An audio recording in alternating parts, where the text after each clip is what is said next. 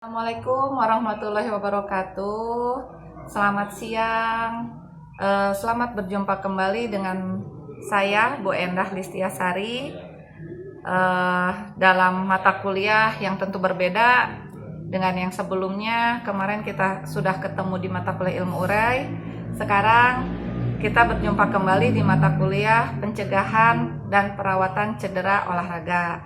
Ya, saya di sini bersama tim yaitu Pak Haikal dan juga Pak Ridwan.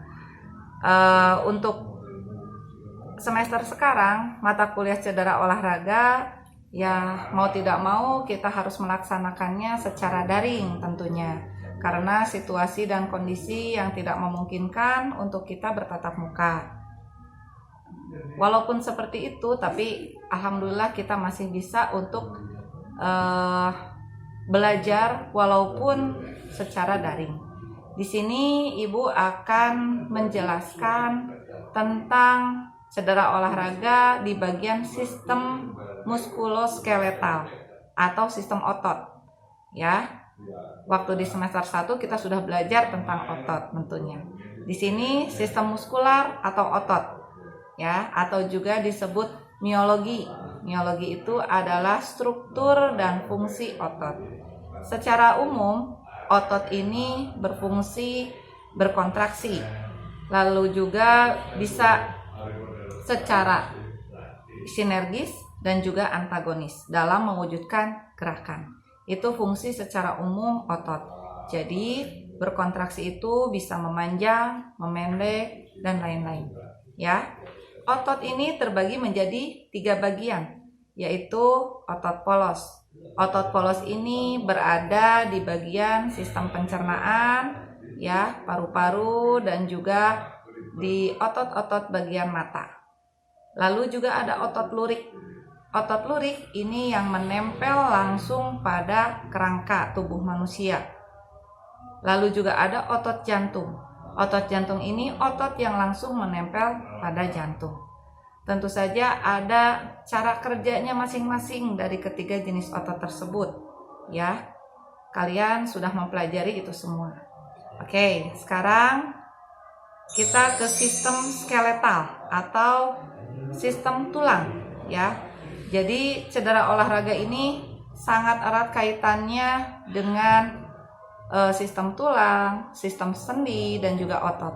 Jadi nanti kalian dalam penanganan, pencegahan, dan perawatan cedera olahraga tentu harus tahu dulu sistem tulangnya, sistem otot, sistem persendiannya.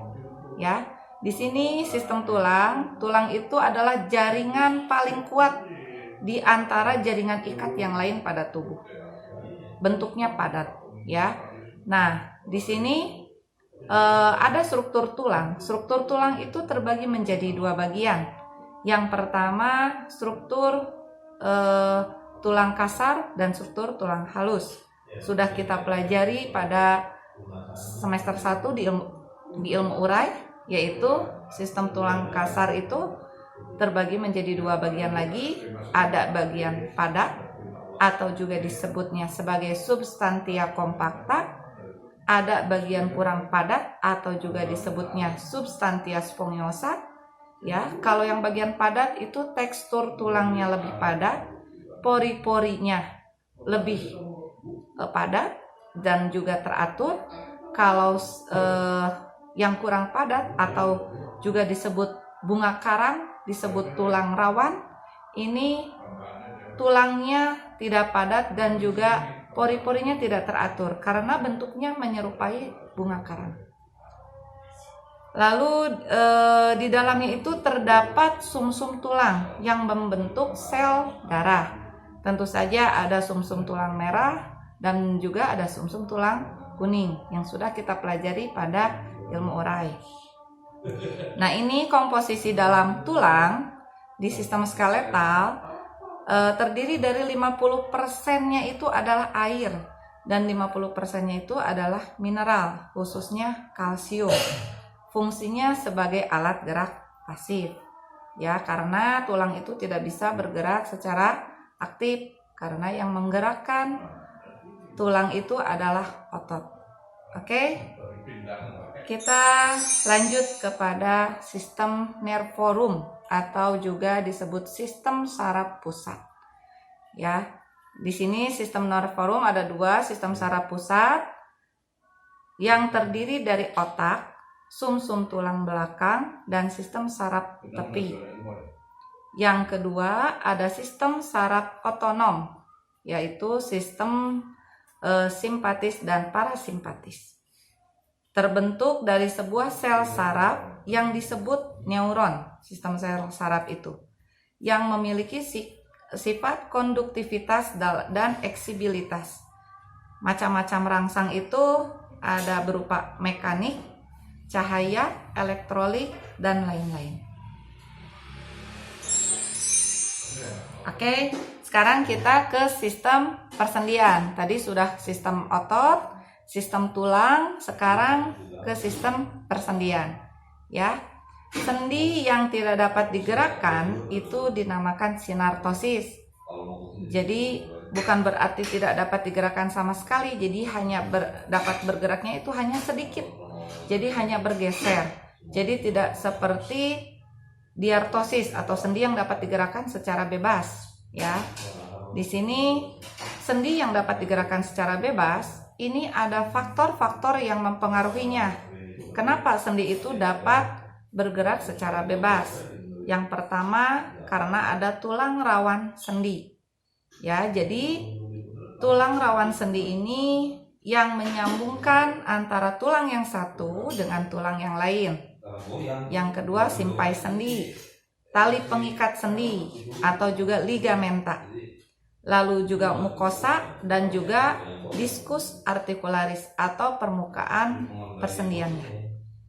Ya. Nah, di sini tulang rawan sendi terdiri dari bongkol sendi dan mangkuk sendi dan tidak memiliki pembuluh darah. Jadi mangkuk sendi itu tidak ada pembuluh darahnya. Ini hanya pemersatu antara tulang yang satu dengan tulang yang lain. Yang kedua, kapsula artikular atau simpai sendi. Ini fungsinya itu untuk membungkus kedua ujung tulang yang membentuk rongga sendi, ya, yang terdapat cairan sinovial. Nah, ini yang membungkus rongga sendi, misalkan sendi lutut, yang membungkusnya itu adalah simpai sendi. Nah, di dalam rongga sendinya itu terdapat cairan sinovial, di mana cairan sinovial itu berfungsi sebagai cairan pelumas persendian supaya persendian itu dapat bergerak secara bebas, ya. Yang ketiga, adanya ligamen atau tali pengikat sendi.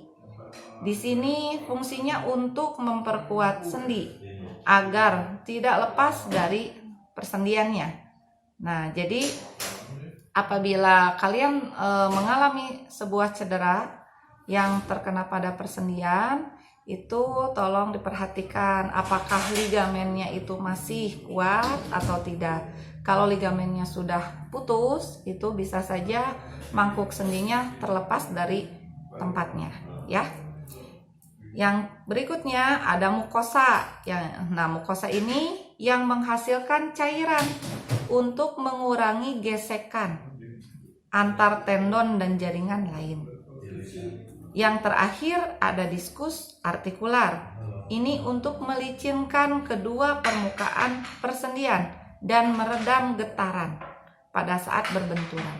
Jadi yang meredam getaran pada saat kita terkena benturan, amit-amit kalau misalkan kecelakaan atau cedera pada olahraga, ini yang meredam getarannya itu adalah permukaan persendian atau diskus artikular. Oke, ya, kita lanjut kepada sistem hemo, hidro, dan limpatik. Nah, sistem darah, cairan tubuh dan limfatik bisa cedera karena traumatik dan overuse, seperti pendarahan luar dan hematoma pendarahan dalam. Nah, sistem hemohidrolimpatik. Nah, di sini pengertiannya hemo itu adalah darah, hidro itu adalah cairan tubuh, dan limfatik itu getah bening. Nah, ini dari ketiga ini kaitannya dengan cedera adalah sebagai pertanda yang akurat akan cedera yang terjadi pada bagian tubuh. Sindroma ini yang menjadi pertanda pada bagian tubuh yang cedera. Nah, pada bagian tubuh yang cedera ini jika terjadi di sistem darah, cairan tubuh, dan getah bening, ini terjadi pendarahan luar. Ada juga yang cedera itu terjadi pendarahan dalam dan juga bengkak. Cedera pada sistem ini dapat terjadi karena traumatik atau overuse atau kelelahan, ya. Jadi akibat dari overtraining, ya. Oke, yang terakhir yang akan Ibu jelaskan di sini adalah sistem kardiorespiratori. Sistem sirkulasi darah dan transport udara pernapasan yang memiliki kualitas daya tahan kardiorespiratori atau kapasitas aerobik. Contohnya asfiksia dan juga mati mendadak. Nah, jadi cedera itu macam-macam. Bisa terjadi di pembuluh darah, di tulang, di otot, bahkan di sistem kardiorespiratori atau sistem jantung pernapasan kita. Nah, ini bisa terjadi karena kelelahan yang sudah berlebih atau sudah melampaui batas. Maka dari itu, seorang pelatih itu harus tahu dulu cara menghitung denyut nadi maksimal dan bagaimana pemberian latihan yang sesuai agar tidak terjadi cedera pada sistem kardiorespiratori, ya. Karena kalau bisa melebihi dari training zone yang sudah ditentukan, itu bisa terjadi mati mendadak, ya. Banyak sekali terjadi pada atlet-atlet, ya, atau atlet-atlet bulu tangkis atau tenis lapangan, sepak bola yang sudah kelelahan gitu, ya. Itu bisa terjadi karena sistem kardiorespiratorinya sudah melampaui batas dari training zone. Oke, sistem kardiorespiratori itu adalah sistem sirkulasi darah dan sistem transport udara pernapasan. Kualitas daya tahan kardiorespirasi. Jenis cedera yang dominan disebabkan karena faktor traumatik seperti cedera ringan, pendarahan luar, tulang hidung patah, shock, dan juga bisa mati mendadak. Ya, cukup ngeri sekali ini kalau terjadi cedera pada sistem kardiorespirasi. Cabang olahraga yang memungkinkan terjadinya cedera pada sistem ini adalah cabang olahraga yang memungkinkan itu bisa dari bela diri, atletik seperti nomor lari, ya, nomor lompat, berenang, sepak bola, dan sepeda. Oke, mungkin untuk pertemuan kali ini Ibu cukup sekian untuk menyampaikan materi, ya, dari sistem otot, tulang, persendian, dan juga kardiorespirasi. Semoga kalian bisa mempelajarinya dan bisa bermanfaat untuk kalian semua. Dan Ibu titip pesan, tetap jaga kesehatan dan jangan sampai patah semangat untuk melaksanakan kuliah secara daring. Untuk itu Ibu mohon pamit. Assalamualaikum warahmatullahi wabarakatuh.